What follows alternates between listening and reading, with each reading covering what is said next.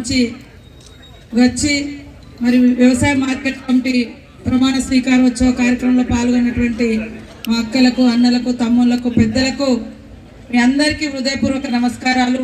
మీ అభిమాన నాయకుడు, మీ ప్రాంత అభివృద్ధి ప్రదాతగా నిలిచి ఓటినా గెలిచిన ప్రజల మధ్య ఉంటూ ప్రజల పక్షంగా పోరాడుతున్నటువంటి రామ్మోహన్ రెడ్డి గారికి, పెద్దలు, గౌరవనీయులు, మరి వ్యవసాయాన్ని పండుగలా చేయాలని అనునిత్యం ఒక యజ్ఞంలా వ్యవసాయ అభివృద్ధి కోసం పాటుపడుతూ రైతాంగాన్ని ఆదుకోవడంలో దేశంలో ఎక్కడ లేని విధంగా 2 లక్షల రూపాయలను ఏకకాలంలో మాఫీ చేయడంలో అగ్రభాగాన ఉన్నటువంటి వ్యవసాయ శాఖ మంత్రులు శ్రీ తుమ్మల నాగేశ్వరరావు గారు, పెద్దలు, గౌరవనీయులు, సోదరుడు, మీ అందరికీ తెలిసినటువంటి వ్యక్తి మరి మహేందర్ రెడ్డి గారు, కలెక్టర్ గారు, అదేవిధంగా అడిషనల్ కలెక్టర్, అదేవిధంగా మార్కెట్ కమిటీ చైర్మన్ గారు, వైస్ చైర్మన్ గారు, డైరెక్టర్లు, ట్రైనీ కలెక్టర్ గారు, వేదిక మీద ఉన్నటువంటి సోదరులందరికీ, పత్రికా మీడియా సోదరులందరికీ కూడా వ్యవసాయ అభివృద్ధి శుభాకాంక్షలను తెలియజేస్తా ఉన్నాను.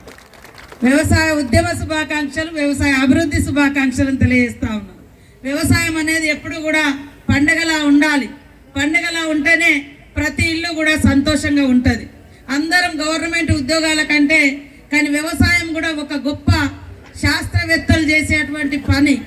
ఏ కాలంలో ఏ పంటకు ఎలాంటి మందులు వాడాలి, ఎప్పుడు నీళ్లు కట్టాలి, ఎప్పుడు ఎలాంటి ఎరువులు వేయాలి, ఏ టైంలో దాన్ని మళ్ళీ మార్కెట్కు తరలించాలి, ఇదొక గొప్ప శాస్త్రవేత్తలు చేసే పనిలాగా ఇవాళ మా రైతన్నలు వ్యవసాయ శాస్త్రవేత్తలుగా మీరు ఉన్నారు.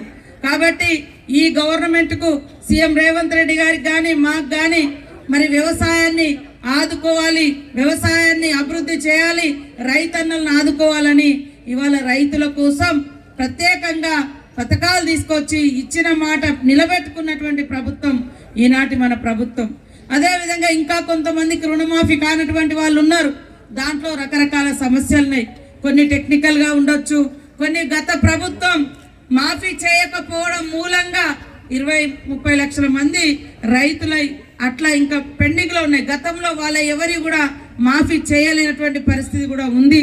కానీ అలాంటి వాటికి కూడా మన ముఖ్యమంత్రి గారు, మంత్రి గారు సానుకూలమైనటువంటి దృక్పథంతో ఆలోచిస్తూ ఉన్నారు. ఇక్కడికి మా అక్కలు చాలా మంది వచ్చిండ్రు. ఇవాళ ఆడకూతుర్లకు పెద్దపీట వేసేది గవర్నమెంట్, మన గవర్నమెంట్. ప్రభుత్వం రాగానే ఉచితంగా పేదింటి బిడ్డలు, ఆడబిడ్డలు ఎక్కే బస్సును ఫ్రీ చేయడం జరిగింది. మనం ఎప్పుడైతే ఫ్రీ బస్ అన్నామో బీఆర్ఎస్ నాయకులు కళ్ళల్లో నిప్పులు పోసుకొని వాళ్ళు కొట్టుకుంటారు, వాళ్ళు తన్నుకుంటారు.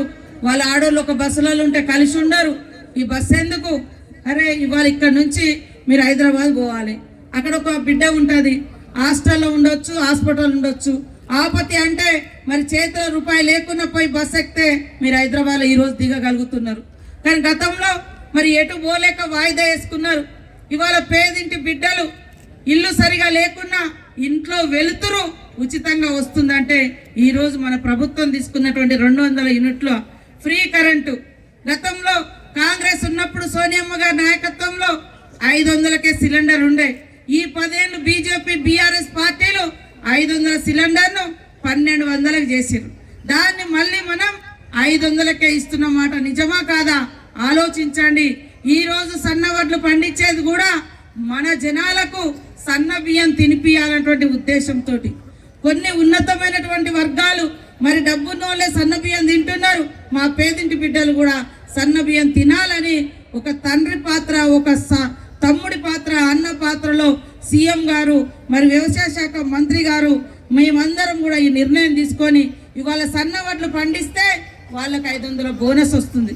ఇందాక అన్న చూపించిన రామ్మోహన్ అన్న 1 ఎకరంలో 20,000 రూపాయలు సన్న వడ్ల ద్వారా రైతుకు వచ్చింది.